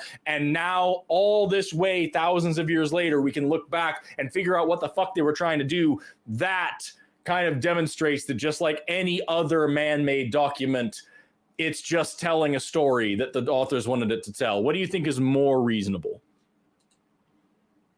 Yeah, okay. Actually, you're getting confused. All right. Yeah. So the book of Daniel. I have a better question to ask. Sorry, Forrest. Not that your question isn't good, but because I know the specific context of this. Because the four kingdoms that are alluded to, as you're right, one of them Babylon, Persia, etc.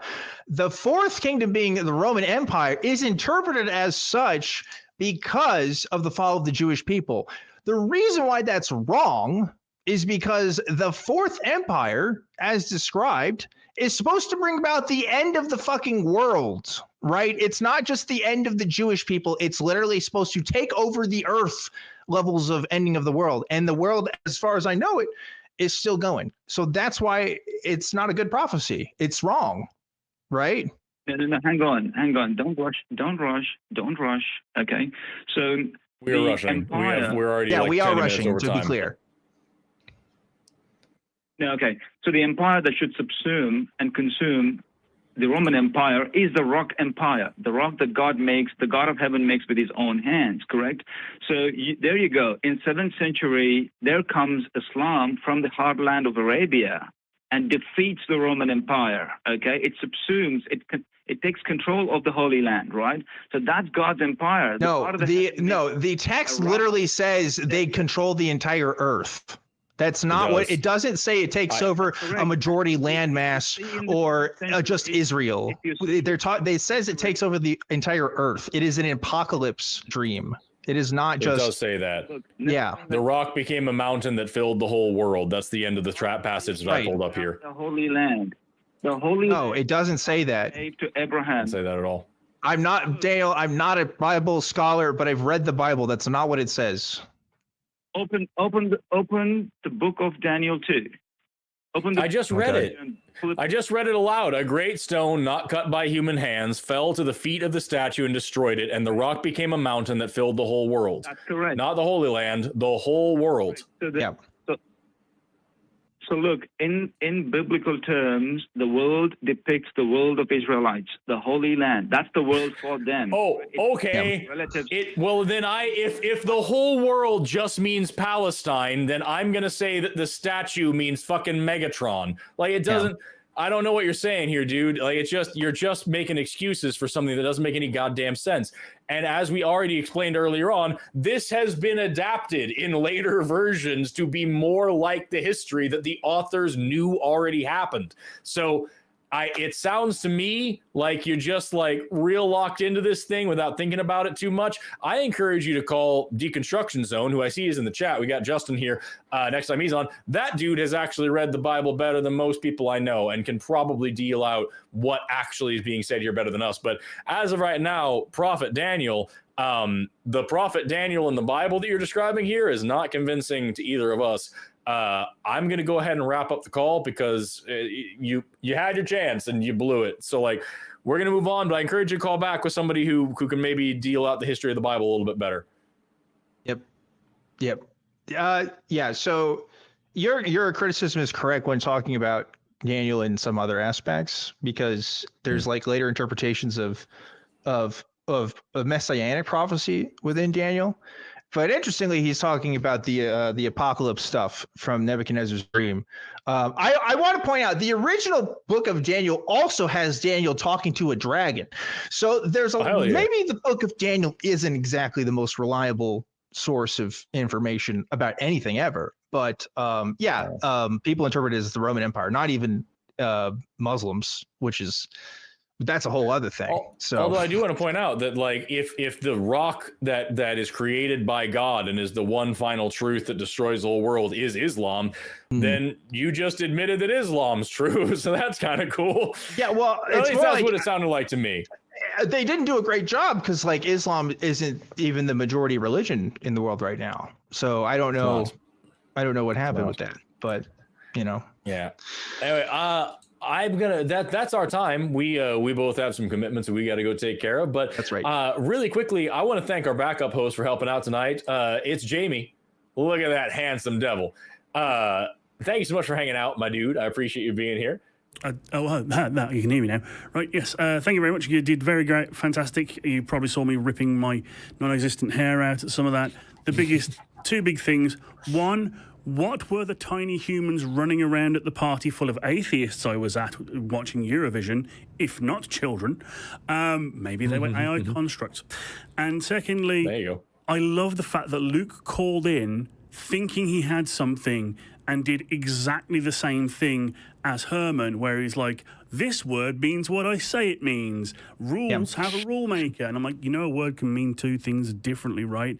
That when we say rule of nature, we mean observed, consistent, predictable pattern. It wasn't set there. And if you try and break it, it's not like someone's going to come and go, no, yellow card for trying to break physics. Don't pretend like you know what words are, Jamie. Who do you think you are, Herman? This is a call-in show. Nobody knows what words actually means. We're just making it up as we go along. Yeah. I'm from where words were invented, I'll have you know. So. Where there's words, there's word makers. So, sophistry. Think about that one. Yeah. Anyway, God save the whatever. With that, y'all, it's been a show. And you watched it, so you're at least partially responsible for this whole thing that happened just now. I want to thank Objectively Dan, my beautiful co-host, and Jamie, our incredible backup host. I also want to thank our call screener Tina, and also all of the rest of our crew, our showrunners and our producers, and all the people who make this show possible. Thank you to our callers, even the ones that sucked. Thank you to the people in the chat, even the ones that sucked. Thank you for watching. Have an awesome rest of your day, and never stop learning. Bye-bye. Bye. What will it take for you to start opening your eyes, to start questioning the bullshit everyone around you buys? You think it's setting up your business, what goes on between my thighs? I wonder when we'll be rid of your life.